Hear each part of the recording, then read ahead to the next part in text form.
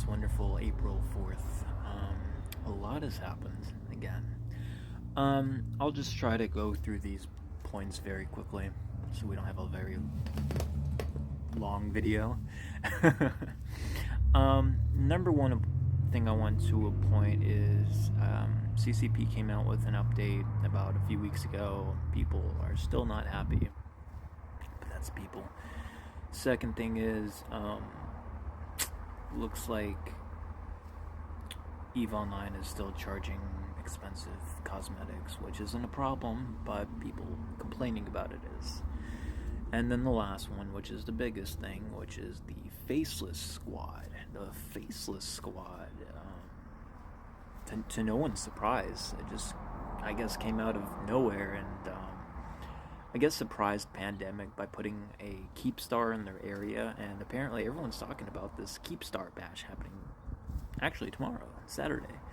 I think the system is called BWC dash, but don't quote me on that. Something like that though. Everyone's talking about it on the forums. Everyone's talking about it on Reddit. Everyone's talking about it on Facebook.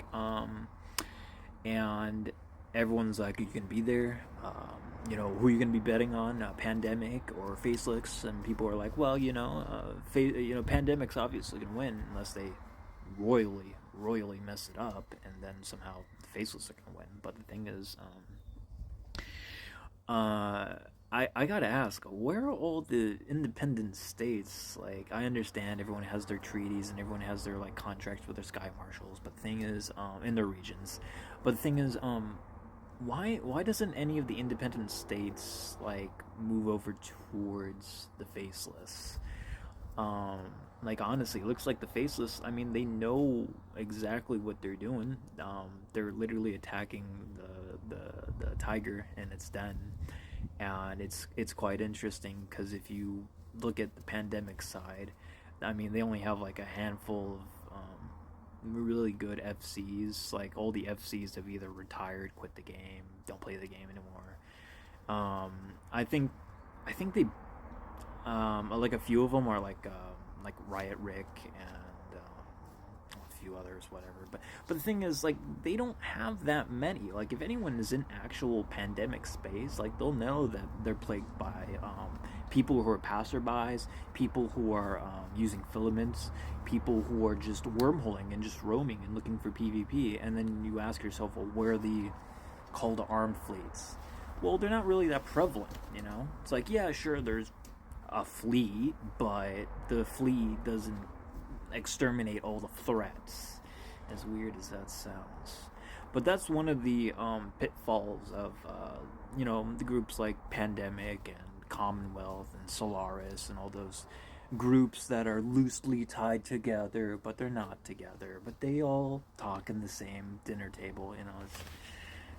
It's funny. But just like how, for example, I just said, like, the Commonwealth, Pandemic, Solaris, they all work together. Again, we're the independent states supporting the Faceless, because, like, this is a really nice initiative, in my opinion. Basically taking the fight back to the one percenters, which I'm totally for as a rebel. And honestly, like, I know the Pandemic Horde, they like their little tax haven where they can rent out space or whatever to like botters who can basically use a VPN, a virtual personal network, and then they can, like, for example, I can go on my computer and then I can get a VPN, virtual personal network, VM.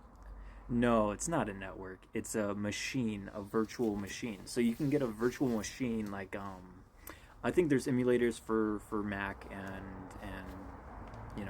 Windows, whatever. I don't know about Linux, but there's many for like like iMacs or whatever. So yeah, you get your virtual network, and then you can essentially, what you can do is you can copy your operating system depending on the storage size.